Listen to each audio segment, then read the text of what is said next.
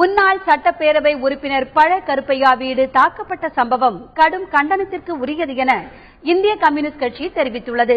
இதுகுறித்து பேசிய அந்த கட்சியின் மாநில செயலாளர் முத்தரசன், தமிழகத்தில் எழுத்தாளர்கள், பேச்சாளர்களுக்கு பாதுகாப்பு இல்லாத நிலை தொடர்ந்து நீடித்து வருவதாக குற்றம் சாட்டியுள்ளார். அரசு, காவல்துறை தாக்கியவர்களை கண்டறிந்து உடனடியாக கைது செய்ய வேண்டும். அவருக்கு உரிய பாதுகாப்பை அளிக்க வேண்டும். அவருக்கு மட்டுமல்ல, இதுபோன்ற கருத்துக்களை கூறுபவர்களுக்கு உரிய பாதுகாப்பு தமிழ்நாட்டில் தொடர்ந்து இல்லை என்ற நிலை தொடர்ந்து நீடித்து வருகிறது. நாவல் எழுதுபவர்களுக்கு, கதை எழுதுபவர்களுக்கு, கருத்துக்களை கூறுபவர்களுக்கு பாதுகாப்பு இல்லை என்று வருகிறது.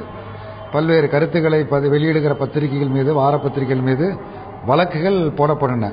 அவ்வாறு போடுவதே சரியல்ல. சரி, வழக்கு போடட்டும், நீதிமன்றத்தில் பார்த்துக் கொள்ளலாம். ஆனால் வீட்டுக்கே சென்று தாக்குவது, வாகனங்களை தாக்குவது, உடைப்பது என்ற நிலை ஏற்பட்டால் யாரும் தமிழ்நாட்டில் நடமாட முடியாத நிலைமை ஏற்படும்.